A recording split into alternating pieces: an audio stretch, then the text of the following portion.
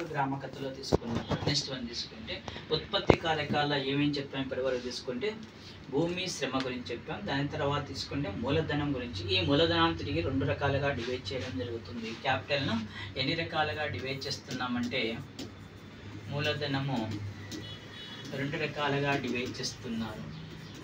ఒకటి భౌతిక మూలధనము నెక్స్ట్ మానవ మూలధనం అని రెండు రకాలుగా డివైడ్ చేస్తున్నాం సార్. మానవ మూలధనం, భౌతిక మూలధనం మరియు మానవ మూలధనం అని రెండు రకాలుగా డివైడ్ చేస్తూ వస్తున్నారు. మళ్ళీ ఇక్కడ తీసుకున్నప్పుడు మనకు కావాల్సిన క్వశ్చన్ ఏమిటంటే తీసుకున్నప్పుడు ఈ మూలధనం అనేది రైతులు ఎక్కడి నుంచి సేకరిస్తున్నారు, మూలధనం అనేది రైతులు ఎక్కడి నుంచి సేకరిస్తున్నారు అని కావాలి సార్. రైతులు మూలధనాన్ని ఎన్ని విధాలుగా సేకరించడం జరుగుతుందంటే దీన్ని తీసుకుంటే మూలధనంనే దీన్ని పిలుస్తాం వ్యవసాయ పరపతి అని పిలుస్తాం సార్. దీన్ని సింపుల్గా తీసుకుంటే వ్యవసాయ పరపతిని రైతులు ఎన్ని విధాలుగా సేకరిస్తున్నారంటే రెండు రకాలుగా సేకరించడం జరుగుతుంది. రెండు రకాలుగా సేకరిస్తున్నాం.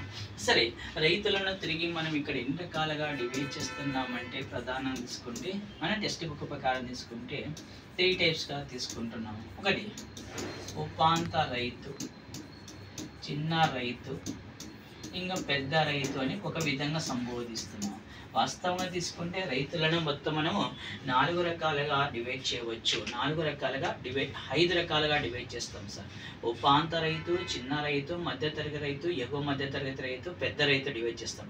కానీ ఇక్కడ మన కంటెంట్ ప్రకారం తీసుకున్నప్పుడు మనకి ఏమి ఇచ్చారంటే ఈ కంటెంట్ ప్రకారం వేట్ చేసుకొని తీసుకుందాము. ఇక్కడ ప్రధానంగా తీసుకుంటే మనకి ఏమి ఇవ్వడం జరిగిందంటే ఇక్కడ తీసుకున్నప్పుడు కంటెంట్ బేస్ తీసుకుంటే ప్రధానంగా మనకి ఇచ్చింది వచ్చేసి ఇక్కడ చిన్న రైతు ఇచ్చాడు, అదేవిధంగా మధ్యతరగతి రైతు ఇచ్చాడు.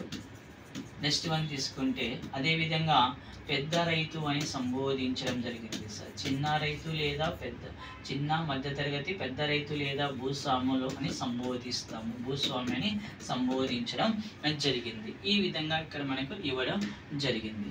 సరే, ఇందులో బేస్ చేసుకున్నప్పుడు మనకు ప్రధానంగా తీసుకుంటే రైతులు 3 రకాలుగా డివైడ్ చేస్తున్నాం. ఈ రైతులు తమకు కావలసిన వ్యవసాయ పరపతిని ఎన్ని విధాలుగా పొందుతున్నారు అనేది కావాలి సార్. వ్యవసాయ పరపతిని 2 విధాలుగా పొందుతున్నారు. ఏమేమి వస్తాయని తీసుకుంటే ఒకటి సంస్థాగత పరపతి ఒకటి, 2 సంస్థాగతం